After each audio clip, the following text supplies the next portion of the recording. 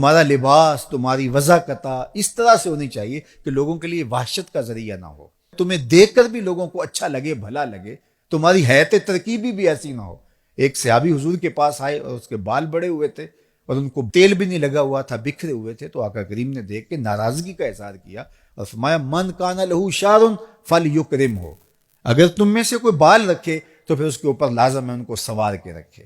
اچھا لگے، بھلا دکھائی دے۔ یعنی دکھنے میں تم اچھے لگو، بولنے میں اچھے لگو، رویوں میں اچھے لگو، تمہارے قریب سے گزرے تو تمہارے بدن سے پھوٹتی خوشبو سے اس کو راحت پہنچے، نہ کہ بدن سے نکلتی ہوئی بدبو سے اس کو تکلیف پہنچے۔ یہ ہمارا دین ہمیں سبق دیتا ہے، درس دیتا ہے۔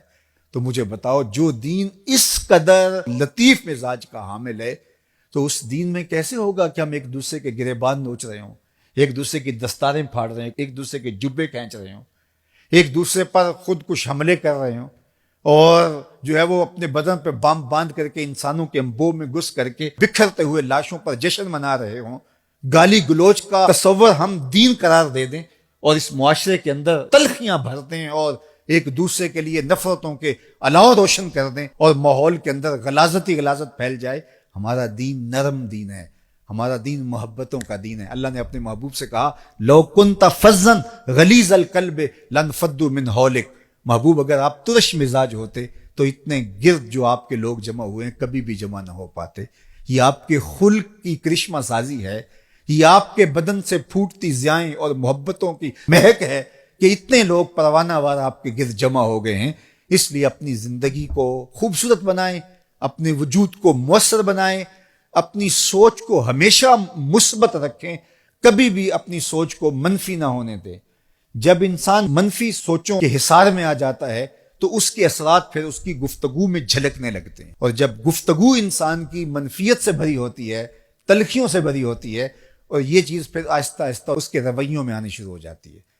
اور وہ رویے پھر آہستہ آہستہ اس کی عادت بن جاتے ہیں، اور وہ عادت اس کی شخصیت کا حصہ بن جاتی ہیں۔ اور کسی شخص کے بارے میں جب رائے دی جاتی ہے تو اس کی ان عادات کی وجہ سے اس کے بعد رائے قائم کی جاتی ہے۔ تو اس کا آغاز سوچ سے ہوتا ہے، تو اپنی سوچ کو مثبت رکھنا ہے،